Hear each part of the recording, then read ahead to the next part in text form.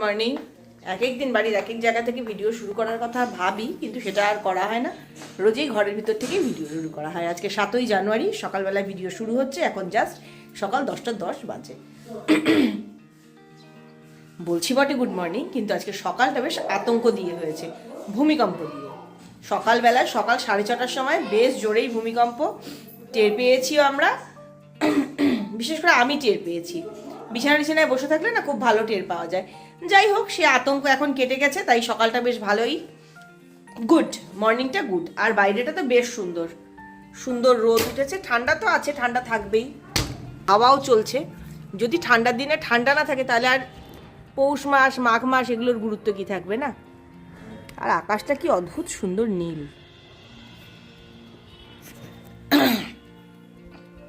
জানলাটা বন্ধই ছিল, একটু খুলেছিল, তারপর আবার হাওয়া দেখে বন্ধ করে দিয়েছে। আমি আবার একটু খুলে দিলাম, থাক একটু খোলা। আর সেলাই শিখতে আসবে আজকে পৌলমী, তার জন্য একটু তাড়াহুড়ো আছে, তাই চটপট করে ভাবছি রান্নাটা করে নিই। আর আজকে গত 2 দিন না 3 দিন বর গেছে নাট্যমেলা নাটক দেখতে। আজকে নাটকটা ওর খুব একটা দেখতে যাওয়ার ইচ্ছে নেই, তাই আমি দেখতে যাব। আর নাটক দেখতে গেলে ওই রাত্রি 9টায় ফিরে আর রান্না বান্না করার কোনো ইচ্ছে থাকে না, তাই ভাবছি রান্নাটা করে রেখেই যাবো। সেই জন্য রান্নাটা বসিয়ে দিলাম।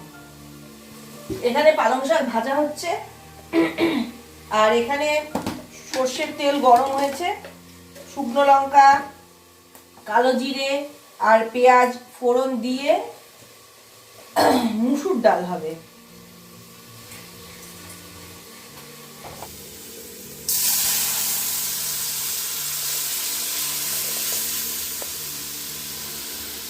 ডালটা সোমবার দিয়ে দিলাম, এবার খিচুড়ির ব্যবস্থা করব। ডালটা তো ডালই থাকবে, ওটা বরের জন্য বানিয়ে রাখছি। আর আমরা খাবো দুপুরবেলায় মা মেয়েতে খিচুড়ি। অল্প করেই বানাবো, বানানোর পর না বেশি হয়ে যায়। এই 1 কাপ নিয়ে নিলাম গোবিন্দভোগ চাল, দিয়ে দিলাম 1 কাপ গোবিন্দভোগ চাল। তারপরে মুগের ডালটা খুঁজতে যাচ্ছি যে এর মধ্যেই মুগ ডালটা দিয়ে দেবো। তারপরে মনে বললো যে না, খিচুড়ি চালে ডালে হয় বলে আগেই মেশাতে হয় না। তাই দেখো তো পেছনে আটকে গেল। জল দিয়ে ভিজিয়ে রেখে দিই খানিকক্ষণ চালটাকে। নরম খিচুড়ি করবো তো এইভাবে করলে ভালো হয়। কেটের জন্য চিকেনটাও বসিয়ে দিলাম। একটু রান্নাঘর থেকে বেরোবো, আর ভালো লাগছে না, অনেকক্ষণ ধরে রান্নাঘরে আছি। পেঁয়াজ কলি কেটে রেডি করে, এই যে আবার খানিকটা পেঁয়াজ কলিও কেটে নিয়েছি। পেঁয়াজ কলি আলু দিয়ে ভাজা করব। অনেকক্ষণ ধরে রান্নাঘরে কাজ করলাম তো ভালো লাগছে না, একটু রান্নাঘর থেকে বেরোলাম, আবার 5-7 মিনিট পরে ঢুকবো। ততক্ষণ একটু এই কাজগুলো করি। রান্না বান্না সমস্ত কিছু শেষ করে গেছিলাম হিয়াকে আনতে, নিয়ে এসে এই যে খেতে বসে গেছি। কতটুকু গেছিলে? এত তাড়াতাড়ি আমি বেরোচ্ছি, তাও খালি ট্রেনের স্টুডেন্টদেরকে নিয়ে আসে তো, সেই জন্য বাসটা ভীষণ তাড়াতাড়ি আসে, কারণ স্টপেজ লাগে না। কালকে থেকে লোকাল বাসের মতন আছি আমরা, থামতে থামতে। আরে তো কি বা কাকু এখানে থামো, কাকু ওখানে থামো, তারপর কাকু দাঁড়িয়ে পড়ে। হ্যাঁ তো ওখানে নেমে বাড়ির দরজায় না। গোটা শিলিগুড়ির বাচ্চা বাস মাত্র 3টে। আজকে 1 নম্বরে এসেছি। এক এক দিন এক একটা, তাহলে শুনে নিয়ে উঠবি। তোরা স্কুল সবার প্রথমে থাকে। কালকে সুপ্রজা কোন বাসে উঠেছে আর বাড়ি পৌঁছয় না, ওর মা বাবা চিন্তায় পড়ে গেছে। ওর যেখানে বাস স্টপ সেখানে কোনো বাস দেয়নি। কালকে খুব মুশকিল হয়েছিল ওদের। আজকে ওই জন্য সিস্টারও সেটা জানে, যেহেতু ওরা ফোন করেছিল স্কুলে, ওই জন্য আজকে ক্লাসে এসে বলে দিয়ে গেছে যে কোন বাসে উঠতে হবে কাকে।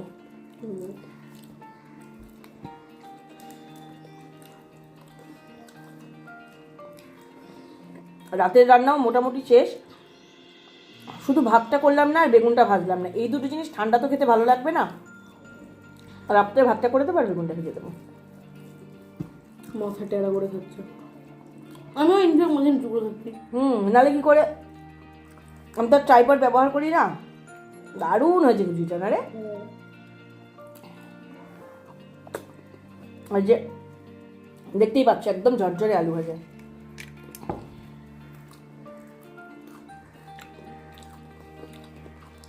আর আমার এই যে ডিমের ঝুড়ি, খেয়ে নিন, ঘাটটা হয়ে যাচ্ছে।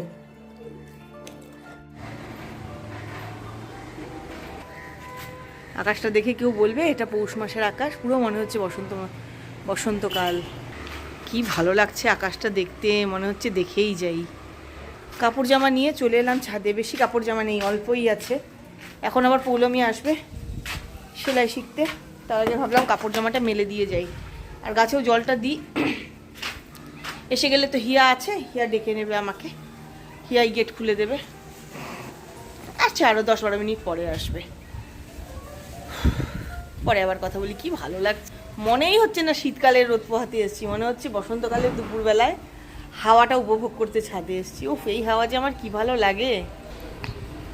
তো যারা বাড়ির সবটা কাজের দায়িত্বই নিজেকে নিতে হয়, তাদেরকে কোথাও যাবো ভাবলে বা কিছু ভাবলে কাজগুলোকে শেষ করে নিতে হয়। এই যে এই দুপুর 1:30টার সময় সমস্ত গাছে জল টল দিয়ে এক প্রস্থ কাজ সেরে রাখলাম। আবার বেরোনোর আগে মনে করে কেটকে ঘোরানো, মানে কোনো একটা কাজও বলতে পারবো না যে না আজকে এই কাজটা করবো না।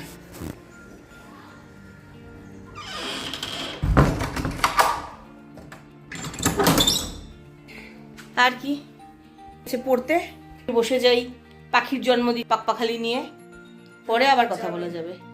বলা বলতে আসলে একটা সময় এরকম ছিল, আসলে 2011 সাল থেকে আমি নিয়মিত শিলিগুড়িতে অভিনয় করতে আসি। তো এরকম আমায় বলতো সবাই, এটা তো আমার সেকেন্ড হোম। তাহলে সেই জায়গার ভালোবাসা তো নিশ্চয়ই অনেক অনেক বেশি।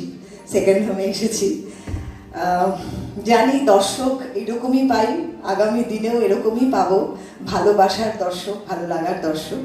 আর পল্লবদার সাথেও আমাদের থিয়েটারের সম্পর্ক বহুদিনের। পল্লবদা তখন উদলাবাড়িতে ফেস্টিভ্যাল করতো তখন থেকে, যে কারণে মানে এই সমস্ত ব্যাপারটার সাথে আমার অসাধারণ একটা অভিজ্ঞতা, মানে অনেকগুলো বছর ধরে। সেই জন্য নতুন অনুভূতি তো নয়, কিন্তু এটা আমি মানে সেই ক্যারেট ফরওয়ার্ড বলে সেরকম হচ্ছে আর কি। আমার বছর বছর এই অনুভূতিটাই আমি পেতে চাই। আবার আসবো, আবার কোনো একটা নাটক নিয়ে আসবো, আর আবার আপনারা এরকম আসার জন্য হাত পাক করি। শিলিগুড়ি এতগুলি থিয়েটারের মানুষের একত্রিত এই শিলিগুড়ি নাট্যমেলা। আমার সৌভাগ্য 2017 সালে 3 মোহনা দিয়ে যাত্রা শুরু করেছিলাম। তারপর থেকে আমাদের সুযোগ দিয়েছে শিলিগুড়ির থিয়েটারের যারা আছেন মানুষ। তো আমি তাদের কাছে আরেকবার প্রণাম জানাই যে চাকদা নাট্যজনের মতো একটি থিয়েটারের দল, মফস্বলের দল। জাস্ট নাট্যমেলা থেকে বাড়ি ঢুকলাম, যাওয়ার সময় ভেবেছিলাম ঠান্ডা কম, এখানে সোয়েটার চাপিয়ে গেছি।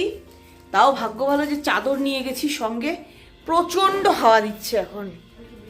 হ্যাঁ, আকাশ দেখে তাই কালকেও নাটক দেখতে যাওয়ার কথা, যদি বৃষ্টি পড়ে তাহলে গুলি মারো, আমি যাব না। এখন আগে কেটকে খেতে দিই। 9:20 বাজে, অনেকটা দেরি হয়ে গেল বাচ্চাটার খাওয়ার। ওকে আগে খেতে দিয়ে তারপরে কথা বলবো। তো দেখলে অনেকক্ষণ হলো ফিরেছি। রাতের রান্না বান্না তো সব করাই ছিল, ভাগ্যিস করে রেখে গেছিলাম, নইলে এত রাত্রে ফিরে কি আর ভালো লাগতো করতে। বেগুনগুলো তো কেটে নুন হলুদ মাখিয়ে রেখে গেছিলাম, দুপুরে আমি যখন খেয়েছি তখনই মাখিয়ে রেখেছিলাম। বাড়িতে ফিরে খালি মাত্র বেগুনটা ভাজলাম আর ভাতটা করলাম। আর কেটকে না এত ঠান্ডা খাবার দেওয়া যায় না, ফ্রিজ থেকে বের করে আগে কেটের খাবার গরম করলাম, তারপরে দিলাম। এই যে বরকে খেতে দিয়ে দিলাম, পেঁয়াজ কলি গরম করছি, খালি এই সকালের তরকারিটা গরম করিনি। ডাল আর সর্ষে বাটার তরকারি গরম করলাম মাইক্রোওয়েভে, বলছি ফ্রিজে গরম করলাম, মাইক্রোওয়েভে গরম করলাম। আর বেগুন ভাজাটা আনতে হবে। অনেকদিন পরে আজকে শশা নিয়ে এসেছি। শীতকাল পড়ার পর আর শশা আনাই হয় না। যে শশা বেগুন ভাজা সব কিছু দিয়ে রেডি করে দিয়ে দিয়েছি, ও খেলেই সব কাজকর্ম শেষ। জানি না আমি আর কিছু খাবো কি না। আমি ফিরে কফি খেয়েছি আর সঙ্গে খেয়েছি মেরি বিস্কুট। অনেক দিন পর মেরি বিস্কুট খেলাম, খুব ভালো লাগে আমার।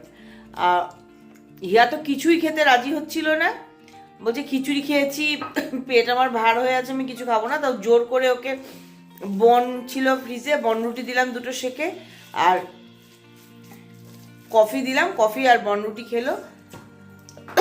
ওরও রাতের খাওয়া হয়ে গেছে। আজকের এই ভিডিওটাকে আর বেশি লম্বা করব না, আজকের এই ভিডিওটা এখানেই শেষ করে দিচ্ছি। আমার প্রচণ্ড কোমর ব্যথা করছে, বুঝতে পারছি না কেন। এক নাগারে অতক্ষণ বসে থাকার জন্য না, নাটক তো দেখতে যাই, এত তো কোমর ব্যথা করে না। এত কোমর ব্যথা হচ্ছে যে ভালো লাগছে না, তাই তাড়াতাড়ি শুয়ে পড়বো। তাই আজকের এই ভিডিওটা এখানেই শেষ করে দিচ্ছি। যাওয়ার আগে যে কথাগুলো রোজ বলি আজও বলবো, সবসময় খুশি থাকতে হবে, সবসময় হাসতে হবে, আর সবসময় পজিটিভ থাকতে হবে আমার সঙ্গে, মানে ঝুম্পার সঙ্গে। Bye bye, good night. ও আর হ্যাঁ, একটা কথা, আমি এখন ফেসবুকে মিনি ব্লগ দেওয়া শুরু করেছি, তোমরা সবাই সেই ব্লগগুলো একটু দেখো প্লিজ। আর ভালো লাগলে অবশ্যই কমেন্ট করে জানিও, আর আমার ফেসবুক পেজটাকে ফলো করে দিও। আমার ফেসবুক পেজের নাম আছে মল্লিকা দত্ত। আমি এখানে পেজের নামটা দিয়ে দেবো, লিঙ্ক দিতে পারবো কি না জানি না, আমি লিঙ্ক শেয়ার করতে পারি না, তাই ফেসবুক পেজের নামটা আমি নিচে দিয়ে দিচ্ছি, তোমরা দেখে নাও। ফেসবুকে গিয়ে এই নাম সার্চ করলেই পেয়ে যাবে। Bye bye.